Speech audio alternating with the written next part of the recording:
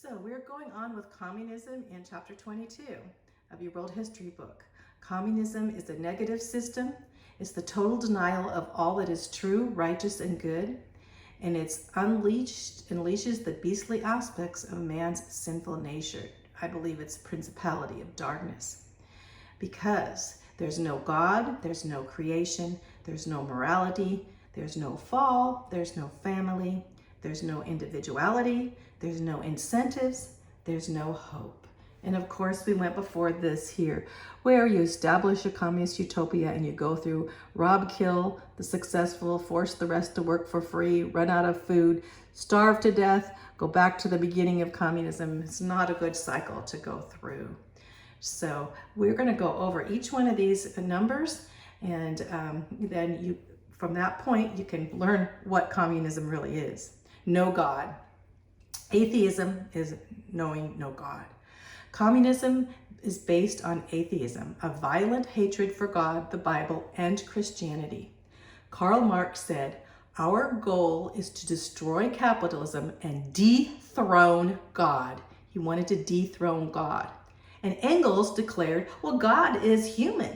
God is man. Well, God is mankind, he said. Lenin and Stalin did all in their power to stamp out Christianity in Russia. They believed that the communist God is sacred and supposedly omniscient and omnipotent, but it's the communist state. They believed the communist state was God. Communism asserts totalitarian, that's dictatorship, power over the body and soul of every human being under its control, and will not tolerate any interference from the God of the Bible and Christianity. That is why communism and the Bible, Christianity, will always be locked in mortal combat for the hearts and the minds of people everywhere. So without God, there's no hope. So basically, going on to number 2, there's no creation. Here we have Darwin saying, how is it the ascent of man really? From down into Darwinism, from that goo to you. Well, communism cannot accept God's creation of the universe, of course. They believe in evolution. The choice is evolution, insisting the only reality is matter in motion. Even our thoughts, feelings, and human will are only explained in materialism. No supernatural. Materialism contends that matter is eternal and is a continuous ascent of man in an evolutionary change. This must be directed by future evolution and conducted by the so-called scientific socialism, as laid down by Karl Marx, Engels, Lenin, Stalin, and others. And of course, there's no morality in this. Caution, no ethics or morality or morals. Communism drifts in the sea of relativistic thinking. That means there's loss of moral absolutes. Nothing is absolute. No God means no law. No law means no absolute standards of good and evil. Good and evil are whatever the communist state says. Whatever furthers communism is good, and whatever hinders communism is evil. In fact, the end justifies the means. This explains why communists can justify the murder of many millions of people in countries they have conquered. The end justifies the means. It actually started off with Romanism and the Jesuits saying this, but it's been along, and now the end justifies the mean. No fall. There's no fall, no sin. Communism denies the biblical doctrine of man's innate sinful nature. Instead, it teaches that man is perfectible on their own. Any imperfections in human nature or society are the result of incomplete evolution. So any problems are because you didn't evolve the way you should have evolved with your environment, or that your environment affect. No fall, no morals. Communism, quote, communists believe that they intend to complete the perfect course of evolution by remaking man's nature and society by means of social, listen to this, social engineering, psychological engineering, and genetic manipulation. So they can fix things by what? By social engineering, psychological engineering, and genetically, right? Going in. We're having a lot of genetic things going on. This is why many opponents of communist states have been forced to mental hospitals to be cured of their imperfect views on communism. Millions of people have been murdered through starvation, war, or mass execution in the name of social engineering. That's what they're trying to do, socially engineer people, which we cannot do. And then the family. There's no family ties in communism. Communists despise the family unit.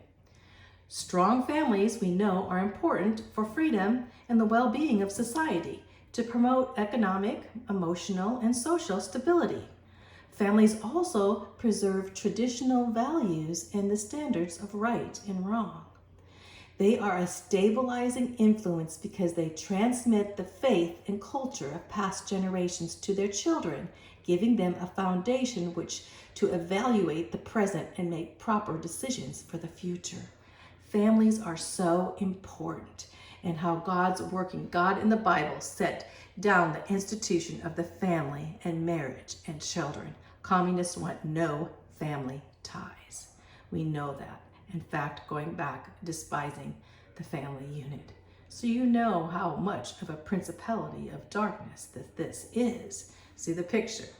Communist education. Communism's goal is to eliminate the family, and to separate the children from their parents. They take the children away from their parents and separate the children from their family heritage. And so they can produce easily persuaded people, even as children. They can persuade everyone by persuading their children. They seek to destroy the family by forcing both the mother and father to work long hours to survive, and by placing their children into state-sponsored daycares and schools where their young, impressionable minds are indoctrinated with communist principles and propaganda. Children are even taught to inform on their parents for supposed crimes against the state, thus breaking down the most sacred bond of love and trust between parents and children. Basically, here's a picture. First of all, no Bible. This is the enemy. And then down here, oh, come on, we'll teach you. No individuality.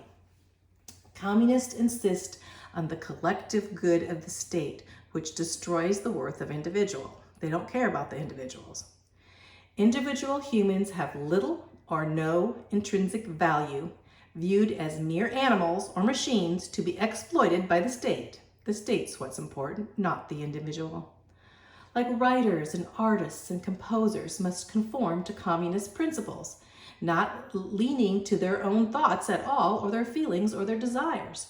They need to do what the communist government has told them to do. Indeed, communism tries to control the very thoughts of individuals with propaganda. Anyone who thinks differently is severely punished and subjugated to further attacks on his individuality. You cannot be the monarch butterfly. You have to be like everyone else, or what they tell you, how they tell you to act, and what they tell you to do, how to live, what vocation you'll be. They'll pick what you want to be. So no individuality, no dream. The American dream is over. No dreams. No, communists don't let you dream, which means no incentive. Communism abolishes private property. The government owns everything at all. And people work for the benefit of the state, not for themselves and not for their families. With no private property or responsibility, there is no incentive to produce, save, or invest in the future. People are motivated to merely get by and consume all that they get, because that's all they're going to get. By this time, communism defeats itself both economically and socially, because the communist states all have been extremely poor and backward countries. The American dream is over. No hope, hope beyond the grave. People under communism lead lives of quiet despair and frustration because of the utter hopelessness of their human life.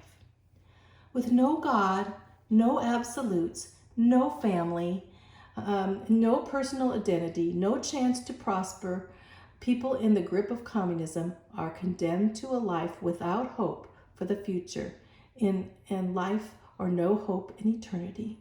No future in life and no hope in eternity.